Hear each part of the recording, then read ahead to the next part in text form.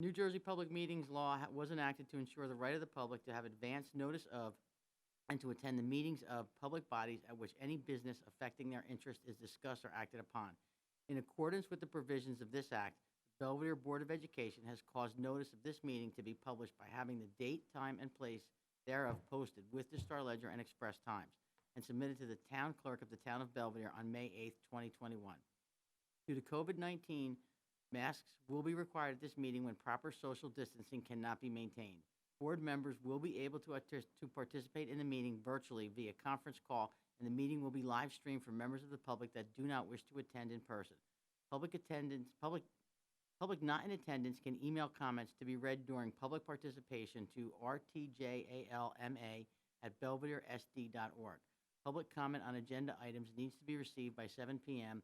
and have public participation in the subject line. I need a motion and a second for a resolution pursuant to bylaw 9310 to suspend certain meeting procedures as described in the notice of meetings, specifically to authorize board members to participate in the meeting virtually via conference call if desired.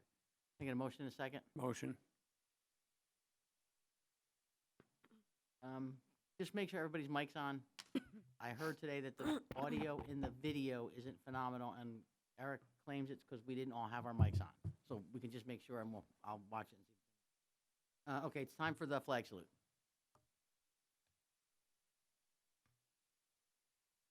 Flag. United States of America, to the republic, and the nation, under God, justice for all. Okay, Michelle, roll call. Mr. Blum? Mrs. Costantino? Here. Dr. Zuppeth? Here. Mrs. Duckworth? Here. Mr. Labar? Mrs. Pell? Here. Mrs. Scott? Here. Mr. Smith? Mrs. Steffen? Here. Mr. Ty? Mrs. Williams? Here. Mr. White? Yeah. Okay, anybody in the public have any public participation for tonight? No?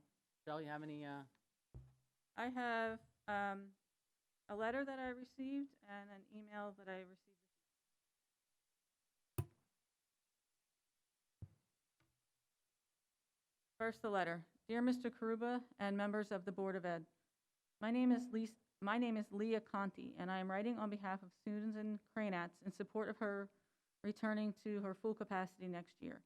My two sons are currently in her class, this being the second year for my oldest. Sue's work is vital to both the success of your preschool program and to the social and emotional development of our children. The lead teacher does a phenomenal job in the classroom, but no one person can do what the two of them do together. Managing a group of 3 to 5 year-olds is no simple task, but with Sue's help, it is done thoughtfully and with purpose. From her word choice, which holds kids accountable without shaming them, to her ability to connect with each child on their unique level, Sue was a driving force to their social and emotional development. She pays special attention to the student having a bad day and engages them in play and conversation. She takes walks with sad children in an attempt to unpack what is going on. She laughs with her students and surprises them with socially distant birthday visits during shutdown. She reads the letter I write my kids every day at snack time for 2 years straight. Sue truly cares. She acts out of love and kindness of her students. I am positive that without her help, the lead teacher logistically would not be able to dedicate this amount of thoughtful energy to her students.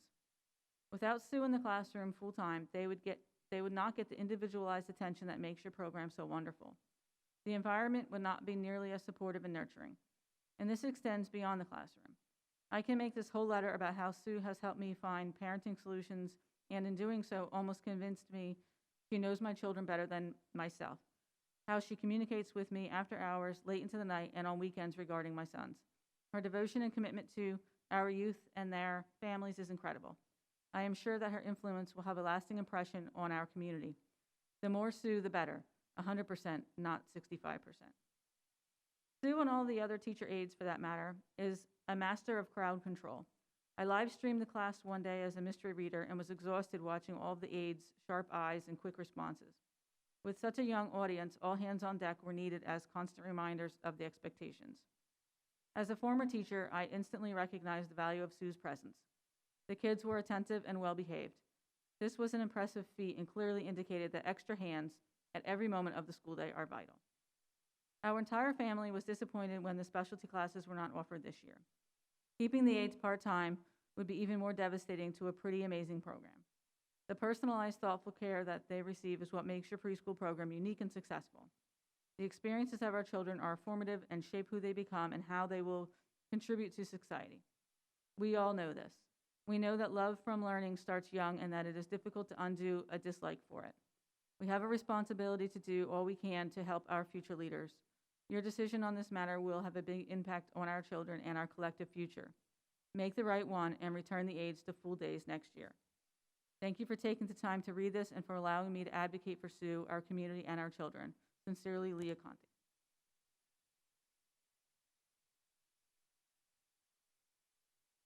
The second email that I received this evening is from Victoria French.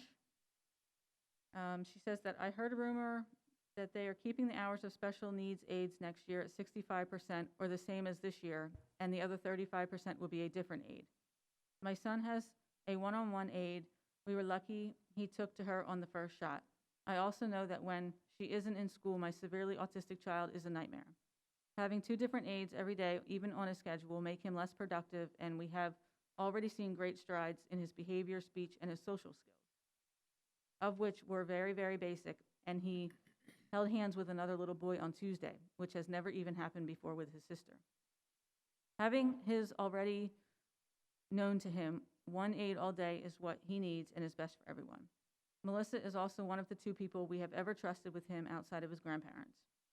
I realize I'm just one parent, but this should really be seen through the children's eyes and not a budget standpoint. I'm sure my child isn't the only one who wouldn't react well. After all, school is scary enough to a special child. Can we at least keep them with the one that makes them feel the safest? That's what you got? Okay. Got anything, Chris?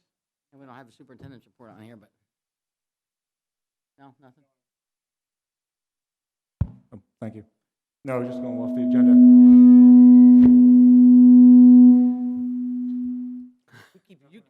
You keep yours off. All right, can I get a motion and a second for agenda item 1? Motion.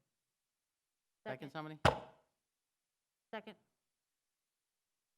Okay, discussion, questions? I have a question. To go from 865 to 100%, is this just covering what is needed, or will this be excess time that we don't really need based upon what the requests are from staff?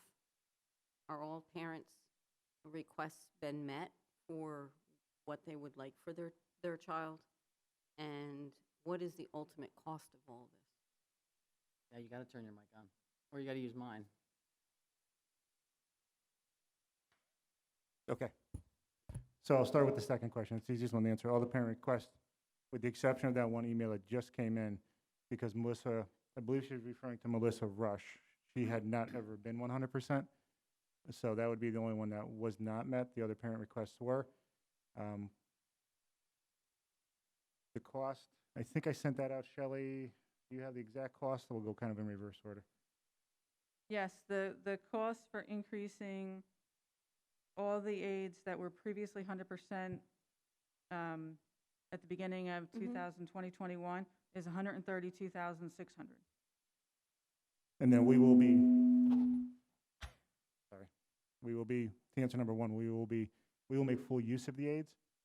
We have them in spots. So with the shift back to the extra now 3 full-timers, really 2 because one is a personal aide, we will just put 2 of the aides into kindergarten and first grade classrooms. Is that necessarily needed, or are we just doing this just because we're putting them back to 100%? I think we can argue that it's needed, especially this coming year, with a lot of the regression that we intend to see from the COVID. So, Any other comments or questions? I thought we were meeting all the IEPs with the personal aides at 100%. Is it in the IEP that's necessary? I honestly can't answer that question. I mean, literally, I just came through, so I don't know the answer to that question. I would assume that we are. I mean, obviously, this child has been here. So, but it could very well be with 2 part-time aides.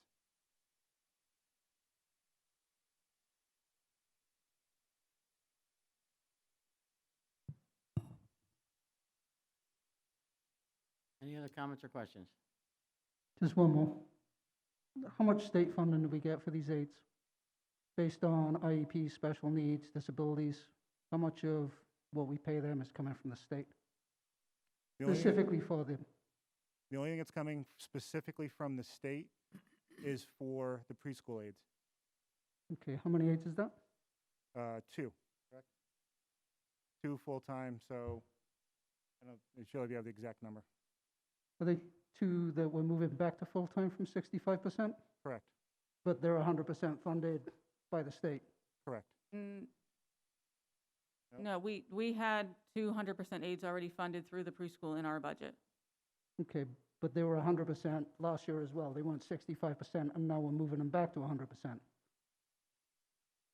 We've had 100% aides in the preschool for the last, I think, since we started Since we it. started, yes. Because that is funded by the state.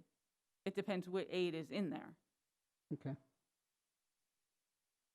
So I think there was a shift of personnel to maintain 100% aides. we don't get any state funding for IEP students, disabilities? I mean, a portion of our state aid number is related to special education, but Right. that's special education as a whole.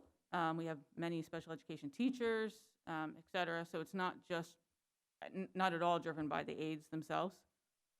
When And we we bud- spend well in excess of what the state provides for special education. When we budget for the aides, that money's taken into consideration, right? Say The that money one that more we're time? getting for the state for special education is taken into consideration when we figure out how we're gonna pay the aides. Well, whether we're gonna have 100% or 65%. When we apply for that money from the state, it's Oh, based on, it's just a portion of the state aid that we get is attributed to your special education population. So, no, I wouldn't say that that's at all specifically looked at. I mean, when we look at the aids, it's usually driven by what the IEPs require. okay. So what portion of that $132,600 that's gonna be reduced by Mr. Cundiff retiring? So the net of 85,150, would you say, is covered by the state versus the taxpayer? I would say it's all going to be covered by tuition from other districts and taxpayers because our special education aid doesn't even cover our special education teachers. Okay. You good, Andy? Yep, thank you. Anybody else? I have one more question. If we don't do this, can we meet 100% of the need with what we have, what we were voting on originally?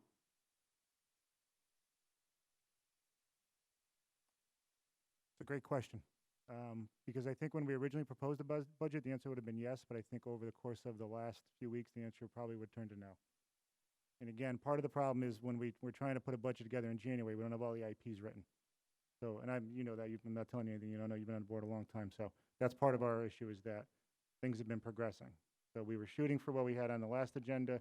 We probably could have made it work, but there would have been a couple of more part-time aides, which would have disrupted some of the programming.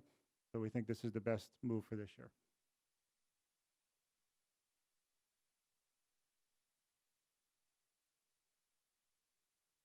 Anybody else? So, roll call. Mr. Blum? Yes.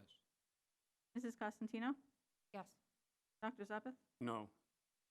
Mrs. Duckworth? Yes. Mrs. Pell? Yes. Mrs. Scott? Yes. Mrs. Steffen? No to the full-time aides. Mrs. Williams? No to the full-time aides. Mr. White? Yes,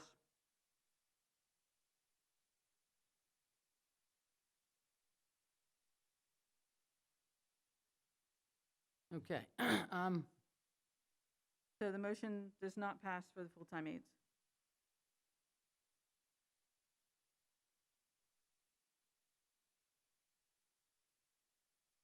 Okay, we don't normally appoint a delegate. I'm going to move on to the next item, delegate for the state, just because nobody has wanted to do it for, I can't tell you how many years from Belvidere.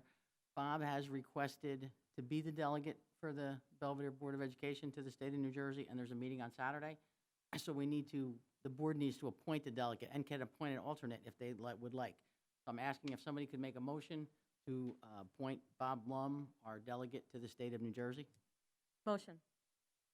Second? Second. Any comments or questions? And would anybody like to volunteer to be the alternate?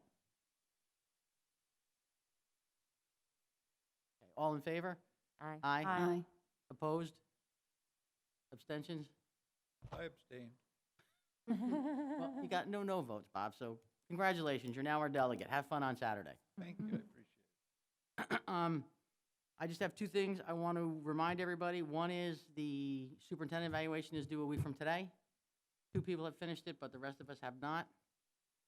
And I've only heard from 3 people on the meeting with Kathy Hellewa for either the 9th or the 17th. So if somebody, you can just get back to me with what your druthers are, and I'll go ahead and set that up. All Are right? we able to do that in a full, regular board meeting, though? Yeah, that is a board meeting. It's a It has to be- regular- Has to be a full board meeting. If the full board meets, it has to be an open to the public meeting. No, I understand that. I'm talking about our regularly scheduled board meeting. Why aren't we doing it at that? Because I don't want to be here for 5 hours, because remember, we have our superintendent's evaluation at the next 2 board meetings. And we know what that was like last year, how many hours that took. We have several other meetings over the next couple of months. There's no emergency that says this meeting has to be next month. Well, the emergency is that we're having some issues in communication, and some board members have had some complaints. So the only way to improve is to lay out our plan and have a discussion. So I think it is critical, and I think it is emergent, and I think it is an emergency that we do this fairly quickly. Well, I I don't think we're want- spending the public's money on an emergency meeting to satisfy your agenda and Kathy Hellewa's schedule, rather than what this board needs.